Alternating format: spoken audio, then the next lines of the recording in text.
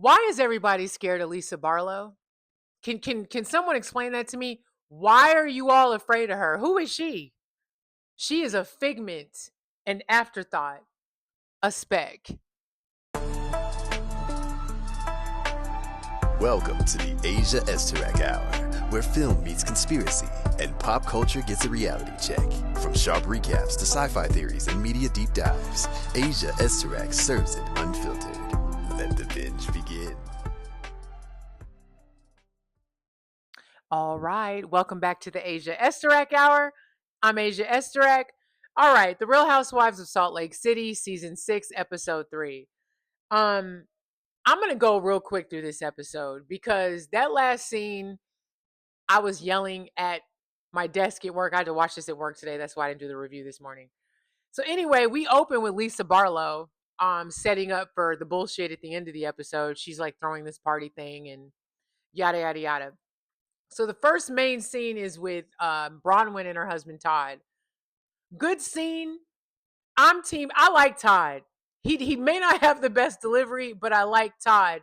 So in this scene, they're going over the fact that why is she still trying to be cool with Lisa Barlow? Not even cool, but even clarity. He had a great point. He was like, after New York, you really saw who she was. And she's hasn't stopped coming for you since. So why do you seek her validation? Bronwyn reveals in this scene that she needs to be liked. Bronwyn, you grown. Why do you care? And you're on a major television show now. Like, of course people aren't gonna like you. He points that out and she acknowledges that. I think what it is, and she did say this, her and Lisa were cool at one point, and she did say at the last reunion that she felt like her and Lisa were closer than what she thought they were. No, Lisa Barlow doesn't like to go deep with anyone.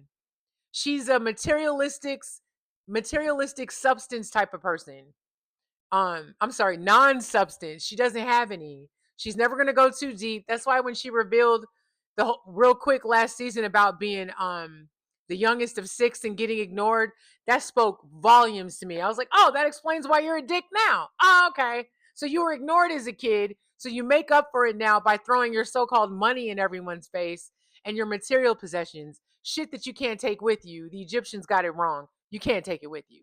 You can't. Anyway, she gets on my nerves, and this current season of 3 episodes so far is confirming why Lisa Barlow is just plastic. You're not even a good plastic, girl. Anyway, so Todd's Todd's whole thing is, who cares if somebody doesn't like you? People aren't going to like you. And Lisa Barlow has showed you who she is. And that's my thing. Lisa Barlow has showed everybody on this show who she is time and time again. When are y'all going to start believing her? When are you going to believe that this is who she is? And the irony that she doesn't like anybody talking about her when all she does is talk about other people's marriages, business, finances, products. But the moment her shit is on Front Street, it's a problem. Bronwyn, Bronwyn, I like you, and I appreciate the fact that you are vulnerable enough to admit all this on camera. But girl, you are making me mad. Out of all the people, why would you care what Lisa Barlow thinks? Lisa Barlow ain't shit. She showed us time and time again she ain't shit. She's funny when she wants to be, but she's not a friend to anyone. And I actually find it disgusting and sickening that Heather caters to her ass. That Heather, I'm gonna get on you. I got something for you later. Anyway, also in this scene, they do talk about their marriage, and she talks about how Todd has really made an adjustment about how he came off on television in the way that he spoke to her, and that he's trying to make a valid effort to be better. I thought that was great.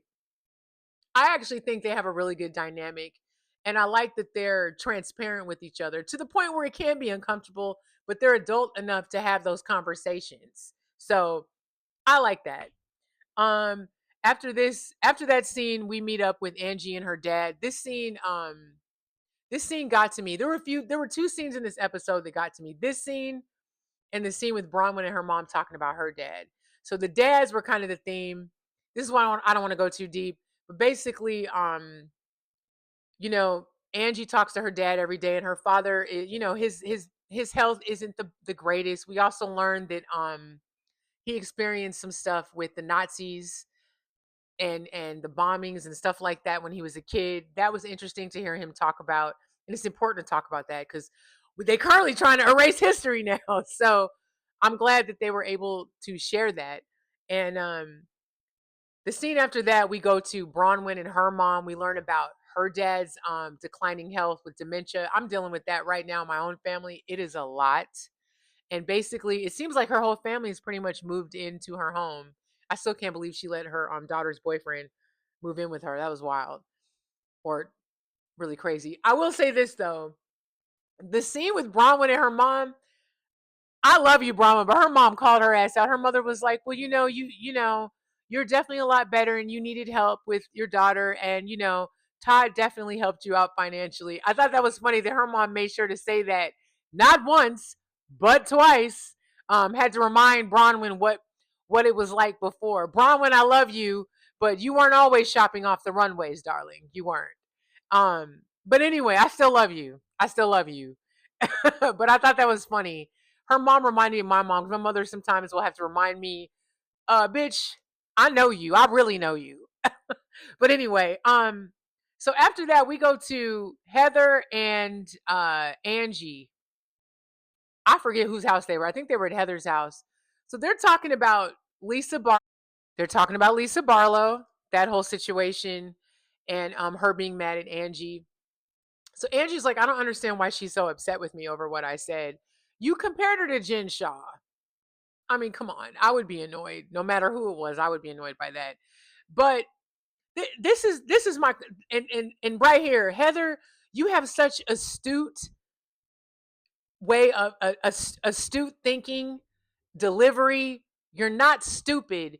That's why I don't understand why you want to be like, why you seek the validation of Lisa Barlow. Because she says in this scene, Angie, I think Lisa's really upset with you because she did consider you a real friend and she didn't like what you said. That's why she's hurt by what you said.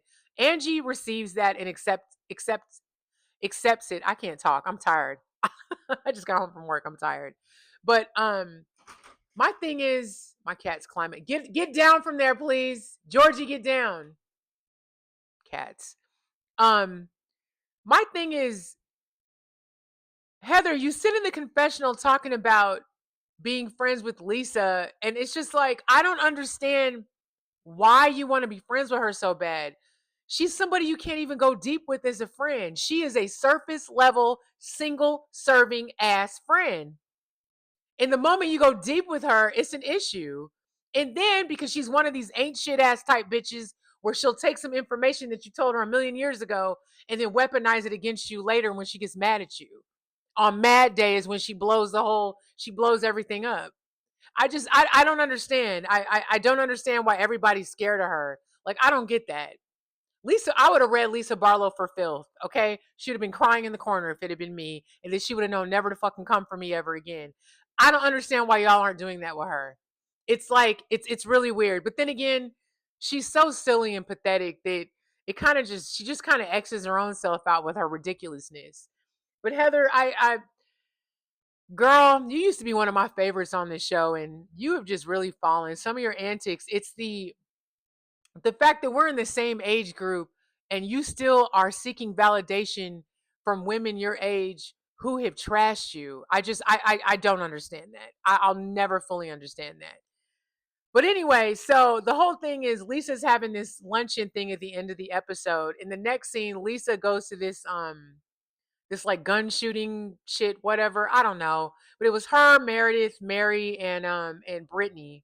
Brittany, you another one. Just slow. Just slow as shit. You know what? I don't have time for you. But you slow. And what's funny is Lisa will turn on you too. Cause that's coming. That train is never late. It's coming. So anyway, they're talking, they're having a good time. So this luncheon, so the other ladies get there before Lisa arrives with the rest of her crew, but like Bronwyn's there, Whitney, Angie, Mary. No, Mary's with the other crew. So anyway, they're all wondering why they were even invited, especially Bronwyn.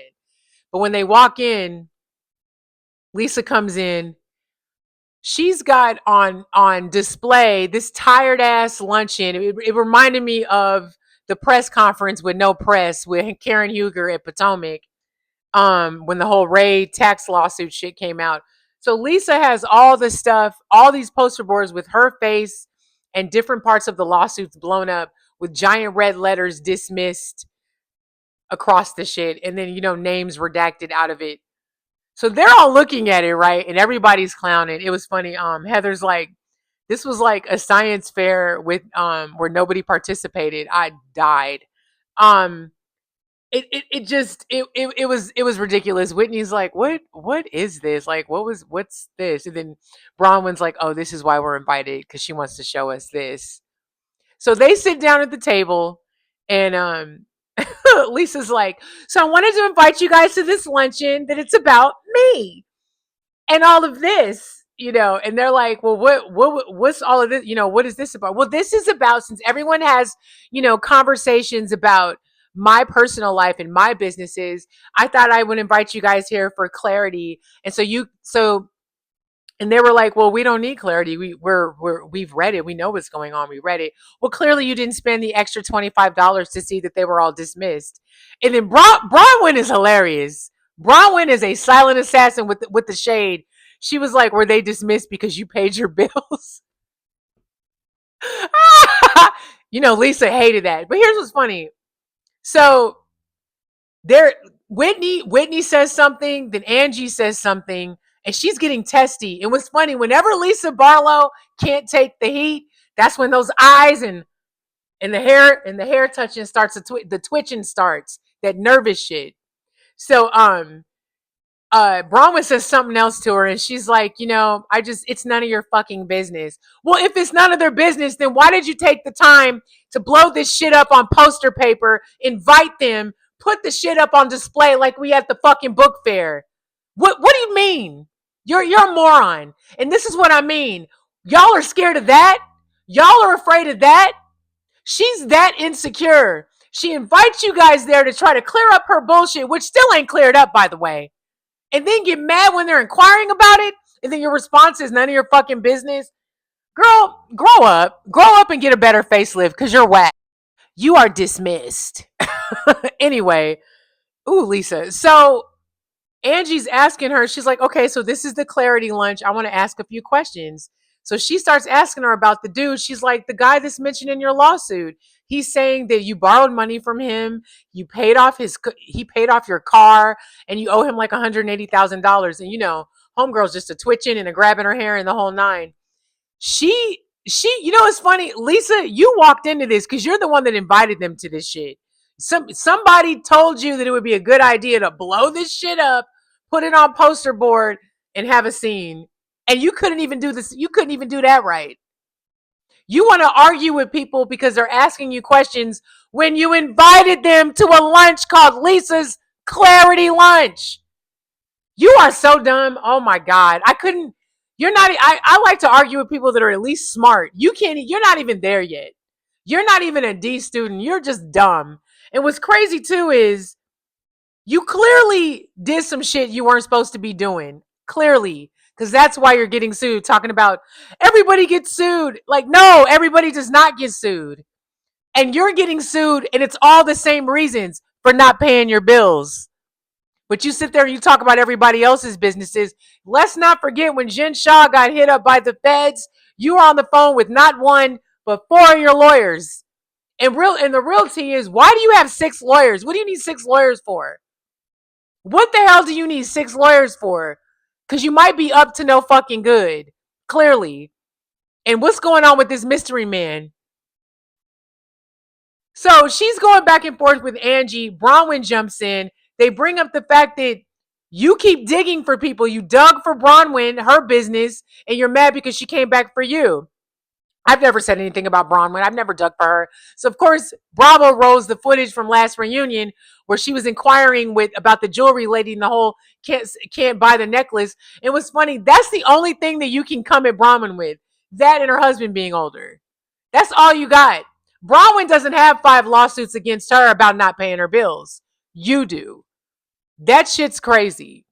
So They're continuing to go back and forth. She's unreasonable. And it was funny is at one point she's waving the poster board around and Whitney's like, she's not even, she said her train didn't even go off the rails. She's derailed. Lisa Barlow can't handle confrontation. She malfunctions. She was malfunctioning in front of us. And what's crazy is you clearly are no match for Bronwyn. Bronwyn hits you with the facts. And all you can do is have insults in return. But the reality is, your reality is all the tea. And it's up for grabs. So Whitney decides to chime in again. And she's like, Lisa, I just have a question for you. She's like, so if you borrowed $400,000, this story comes out, we all get tagged in it. What are we supposed to think? Like, what do you want us to do? She couldn't handle that simple question. So she starts going off about that. And Whitney's like, I mean, we all get asked about this, and you've said stuff about everyone. I've never said anything about anybody's businesses. Yes, you have. You since day one. What are you talking about? Since the first season you have. The first freaking season.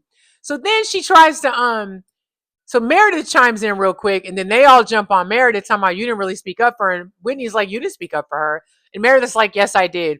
They do flashback when they were on that like pseudo camping trip. Meredith, she said like two sentences. She just said, let's deal with this with Lisa, and kind of left it at that. So technically she did speak up, but not really. Not really. So it's funny. Mary's like, but you did. And she's like, yes, I did. And she leans over to Lisa. Just ignore them. They're just trying to create a situation. Brittany even jumps in and is like, well, Meredith, you didn't really say anything. And I was surprised because you're a lawyer. And of course, they start going back and forth because, Meredith doesn't see it for Brittany at all. So at this point, Lisa, because she likes to deflect, I love that. You invite everybody to a clarity lunch just to deflect further. So she says something. Whitney's like, none of this proves anything.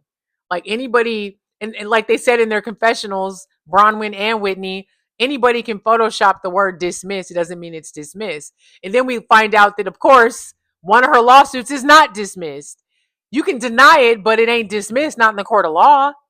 So she pivots, Lisa, and tries to bring up Whitney's stuff. And Meredith even calls that out. And Whitney starts getting annoyed. She's like, well, how are you dissolving your business? Talking about Whitney. And Whitney's like, first of all, the stuff that's said on TikTok about me is different. You have lawsuits. I just have people on TikTok talking about me. So they are going back and forth. Whitney's getting mad. I hate that Whitney let her get under her skin. I hate that. They get it. They're kind of in each other's faces. Whitney, I couldn't believe you went around the table and actually got in her personal space. If she had turned around and busted you in your mouth, that'd have been on you, boo. I'd have busted her in her mouth. But she ends up walking off because she gets so mad. Whitney does. They actually show the production and everything. And Mary's like, don't let her do this. And she's like, Mary, she's triggering me. And the episode ends there. It to be continued. Why are you letting Lisa no substance ass Barlow get under your skin? This lady is pressed, clearly. She's so pressed that she took the time to print this shit out on poster paper and write the words dismiss and redact names on the shit. That's how pressed she is. So pressed that she would invite you guys to a clarity lunch just to not give any clarity and to continue to throw more insults and deny and deflect. Girl, Lisa Barlow, you're good night. Good night for you. You're whack as hell and you deserve everything that you're getting. You done talk some good shit. You've been talking cash money shit about these ladies for 6 seasons or 5 seasons. And now it's your turn. And I want to know who this mystery man is who's been paying for your shit. Anyway, that was the episode. It left off on To Be Continued. Again, I'm enjoying this season so far. Lisa Barlow. We're only on episode 3. What else? What else we got?